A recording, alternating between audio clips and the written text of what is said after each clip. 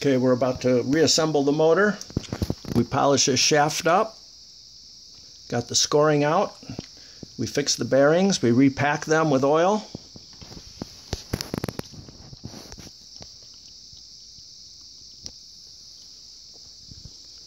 Now we're going to reassemble the motor.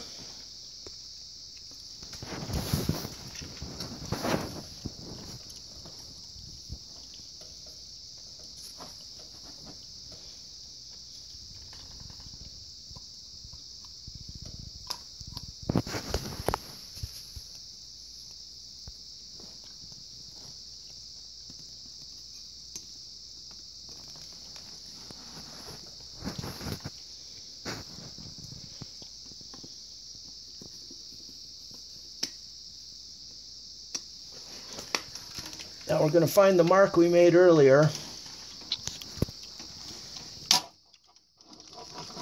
There's our scratch mark right there.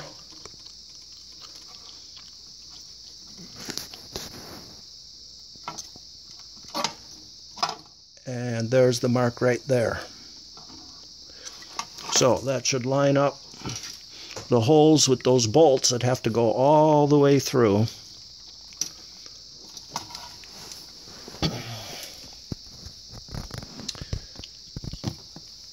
We'll put that one on last.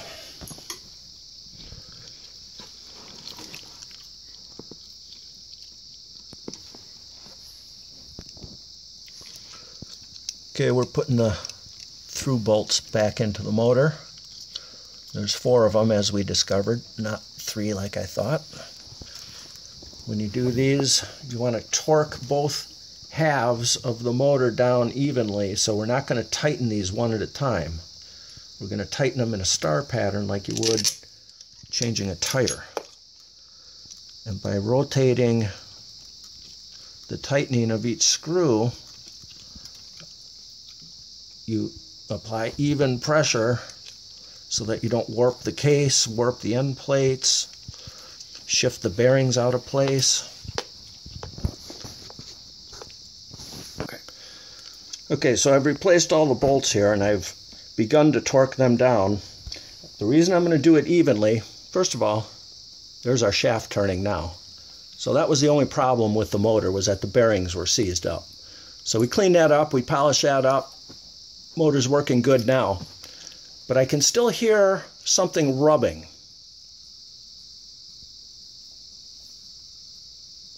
Now that's possibly because this end plate and this end plate aren't perfectly lined up, and therefore the armature is askew in the magnet field.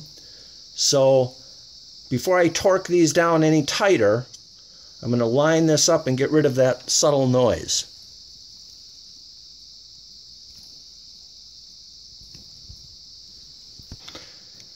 Okay, we got these all torqued down now and got rid of the friction noise.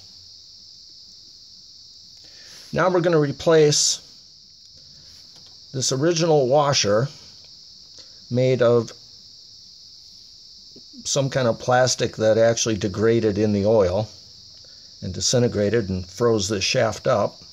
And we're replacing it with a washer made out of EPDM rubber. This is the same kind of rubber that your tires are made out of. So oil is not going to eat it away.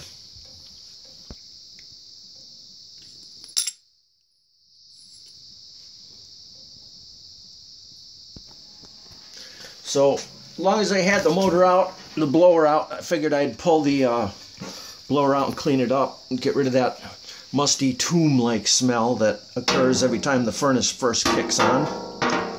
So, the squirrel cage is kind of trapped in there.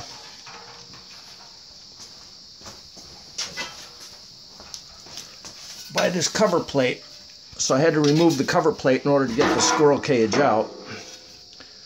And this clips into these slots right here.